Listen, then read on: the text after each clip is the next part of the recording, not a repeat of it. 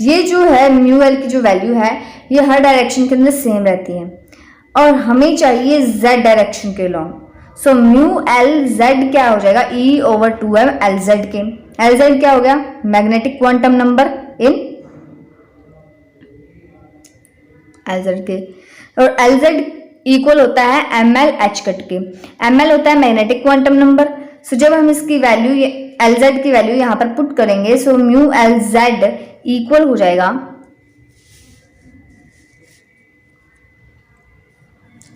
सो यहाँ से हमारे पास म्यू एल की वैल्यू हम निकाल सकते हैं यहाँ से, mu L equals to E/2m L vector के, वेक्टर्स की फॉर्म में। अब ये जो म्यू एल की वैल्यू है ये हमारे पास हर डायरेक्शन के अंदर सेम रहेगी। सो अब हम म्यू एल जेड निकाल लेंगे, ठीक है, which is equals to E/2m L Z. L Z की वैल्यू क्या है, M L H cut. M L है magnetic quantum number.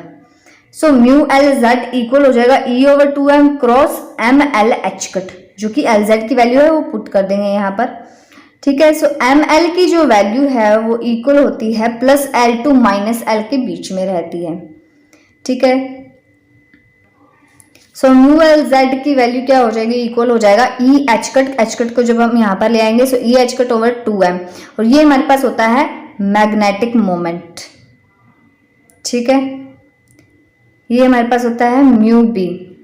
So cross यहाँ पर मल्टीप्लाई में रहेगा एम एल, जो कि magnetic quantum number. So mu B M L, mu B की वैल्यू क्या होगी, E cross H over 2m cross 2 pi, ये होती है हमारे पास म्यू बी की वैल्यू। सो यहाँ पर हम एच कट को अगर एच ओवर 2 पाई लिखें तो सेम ही वैल्यू बनती है। सो म्यू बी हमारे पास सेम आ जाएगा। एंड यहाँ पर म्यू बी की वैल्यू हम निकालें, सो म्यू बी की वैल्यू आ जाएगी इलेक्ट्रॉन का 1.6 इंटू 10⁻⁻17 इंटू 6.6 इंटू 10⁻⁻34, जो कि एच की वैल्यू है, upon 2m 2 into 9.1 into 10⁻31 into 2 into 3.14, जो कि पाई की वैल्यू हमने अप्रोक्सीमेट ली है। सो हमारे पास म्यू बी जो है वो इक्वल आ जाएगा 9.27 इंटू 10⁻34 ए मीटर स्क्वेयर।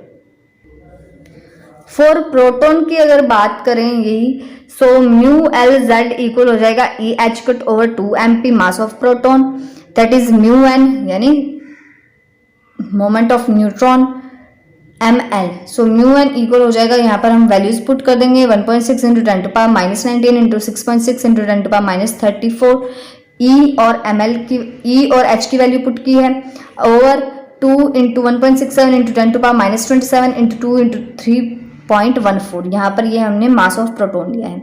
सो हमारे पास वैल्यू आ जाएगी 5.05 इंटू 10⁻⁻27 ए मीटर स्क्वेयर।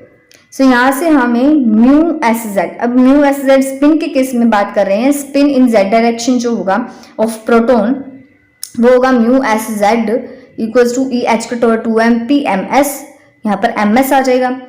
और जो हमारे पास स्पिन होता है या तो वो प्लस हाफ होता है और या फिर माइनस हाफ होता है, ठीक है।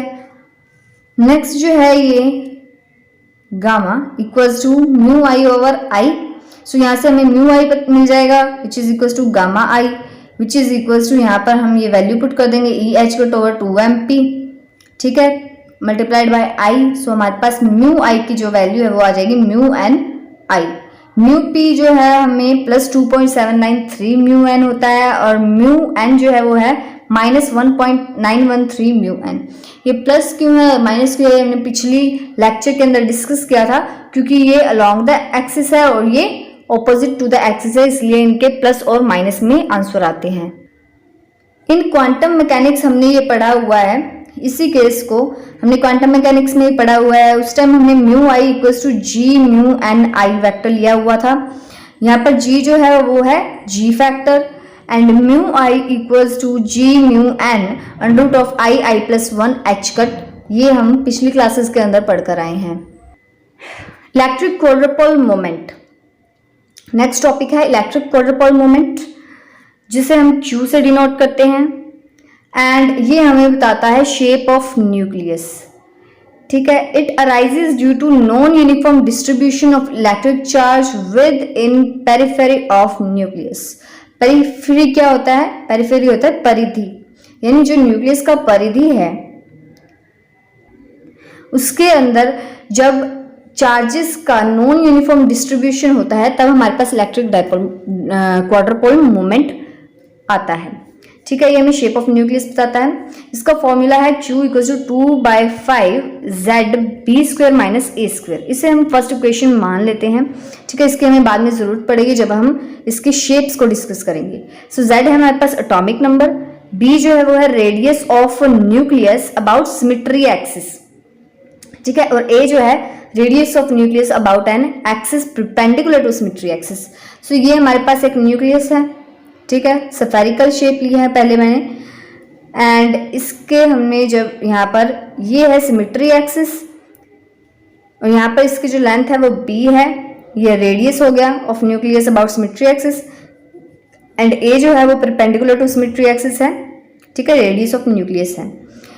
अब जब हमारे पास A जो है वो लेस देन 20 है तो उस केस के अंदर क्या होगा, A जब लेस देन 20 होगा सो उस केस के अंदर हमारे पास न्यूट्रॉन और प्रोटॉन का जो वैल्यू है वो भी लेस होगा, जिसके कारण जो चार्ज डिस्ट्रीब्यूशन है वो यूनिफॉर्म होगा, क्योंकि थोड़े एटम्स को चार्ज डिस्ट्रीब्यूट करना वो हमारे लिए इजी होता है। ठीक है, जो चार्ज डिस्ट्रीब्यूशन क्या होगा वो यूनिफॉर्म होगा, सभी को बराबर बराबर मिलेगा। तो उस केस के अंदर हमारे पास जो B होता है वो A के इक्वल हो जाता है। सो B इक्वल्स टू A। ठीक है, तो यहाँ पर B इक्वल टू A हो जाएगा। सो यहाँ पर जब मैं इक्वेशन 1 के अंदर B equal to A put कर दूंगी सो मेरे पास यहाँ पर तो क्या बन जाएगा, 0 बन जाएगा, एंड मल्टीप्लाई के अंदर भी 0 है, सो यहाँ पर Q जो है वो 0 आ जाएगा। सो यहाँ पर परफेक्ट स्फेरिकल सिमेट्री है, जहां पर Q इक्वल्स टू 0 आ जाए वो आपकी परफेक्ट स्फेरिकल सिमेट्री होती है। अब जब हमारे पास A जो है वो ग्रेटर देन 20 आ जाए, यानी मास नंबर ग्रेटर देन 20 आ जाए, तो उस केस के अंदर हमारे पास दो केसेस अराइज होते हैं। सो पहले केस के अंदर जब हमारे पास A इज ग्रेटर देन 0 होता है तब सिमेट्री एक्सिस यानी ये जो B है ये आपको दिख रहा है ये ज्यादा है as compared to A। So B हमारे पास A से ज्यादा हो जाता है, B ग्रेटर देन A। तो Q हमारे पास क्या हो जाता है, पॉजिटिव हो जाता है, क्योंकि B ज्यादा है तो ऑटोमेटिक है माइनस करके भी हमारे पास पॉजिटिव आंसर आएगा। सो Q क्या हो जाता है, ग्रेटर देन 0। सो यहाँ पर जो शेप बनती है वो होती है प्रोलेट शेप, प्रोलेट शेप, इसको हम प्रोलेट शेप बोलते हैं। एंड सेकंड केस जब इस तरीके के अंदर हमारे पास हो जाता है A इज ग्रेटर देन 20 के अंदर ही इस तरीके के अंदर हमारे पास शेप आ जाती है।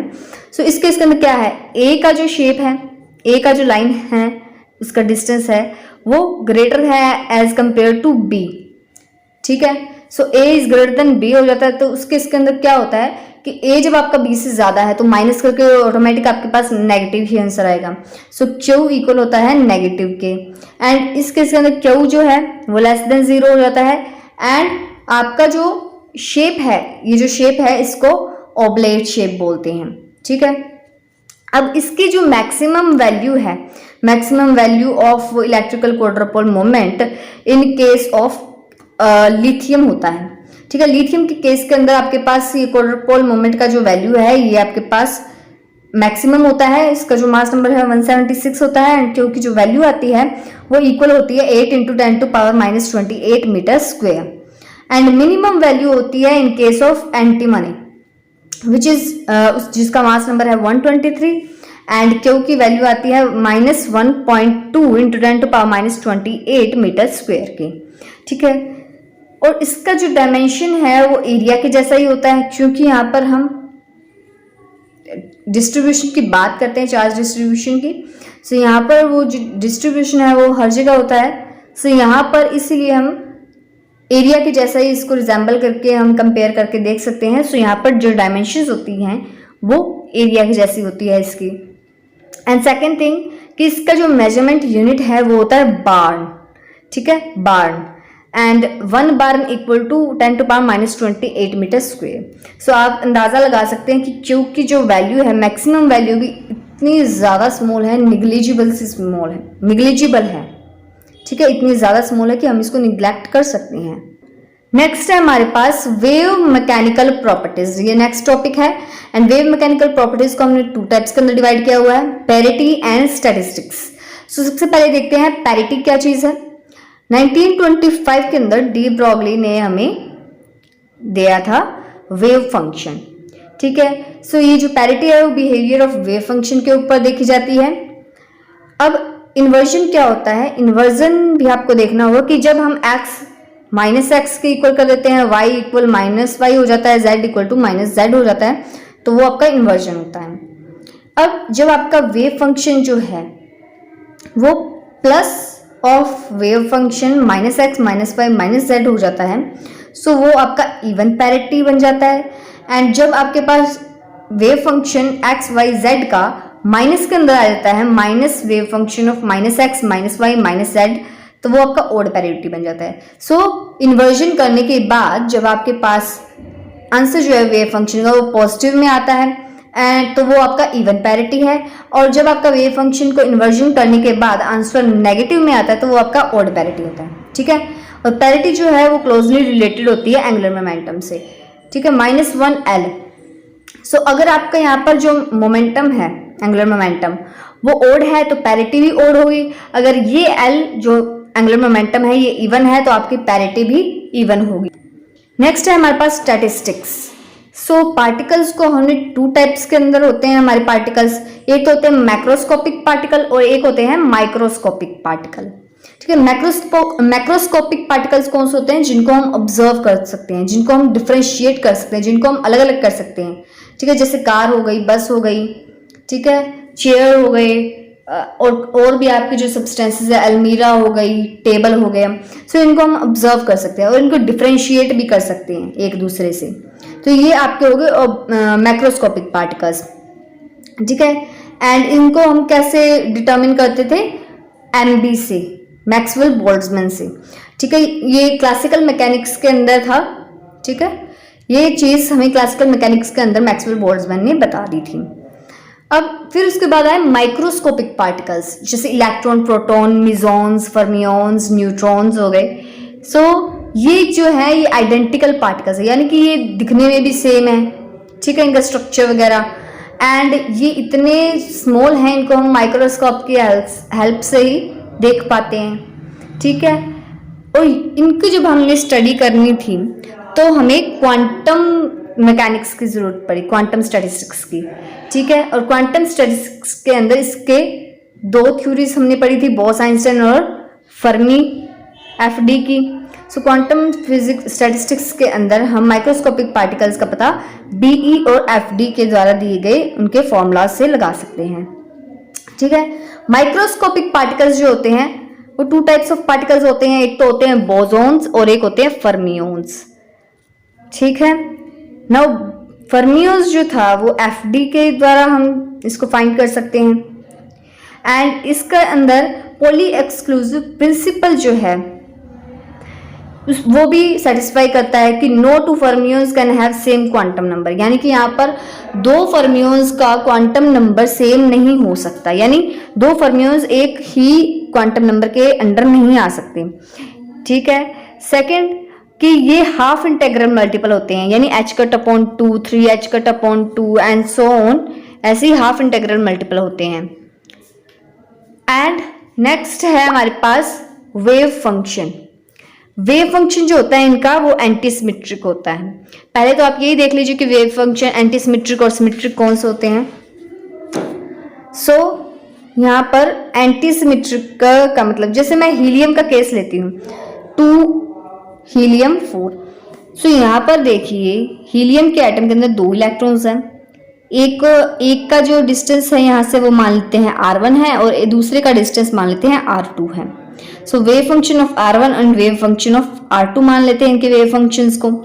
सो जब हम wave function of R1 R2 करते हैं विच जो कि हमारा इक्वल होता है wave function of R1 wave function of R2 के, एंड जब हम wave function of R2 R1 करते हैं तो वो हमारा इक्वल होता है wave function of R2 wave function of R1 के। ठीक है, जब हमारे पास wave function of R1 R2 equal होता है minus wave function of R2 R1, तो वो हमारा एंटी सिमेट्रिक होता है, यानी कि वेव फंक्शन जब दोनों इक्वल हो जाए, यानी R1 R2 को लें चाहे R2 R1 को लें, उनके जो वेव फंक्शन है वो इक्वल हो जाएं, बट यहाँ पर अगर माइनस का निशान आ जाए तो वो हमारे एंटी सिमेट्रिक होते हैं। एंड यहाँ पर अगर हमारा पॉजिटिव ही रहे, ठीक है, तो हमारा जो वेव फंक्शन है वो सिमेट्रिक हो जाता है। बोसॉन्स का केस है, सो वहां पर हमारे पास सो बोसॉन्स का जो केस है उसके अंदर हमारे पास BE से हम इसको फाइंड कर सकते हैं, एंड ये जो है ये पॉली एक्सक्लूसिव प्रिंसिपल को फॉलो नहीं करता। एंड नेक्स्ट जब हम इसके एच कट की बात कर लेते हैं तो ये इंटेग्रल मल्टीपल होते हैं, यानी कि यहाँ पर हाफ वगैरह नहीं लगती। सो यहाँ पर ये एच कट, 2H कट और 3H cut and so on, ये इंटेग्रल मल्टीपल होते हैं। एंड वेव फंक्शन की यहाँ पर बात कर लें तो यहाँ पर वेव फंक्शन सिमेट्रिक रहते हैं।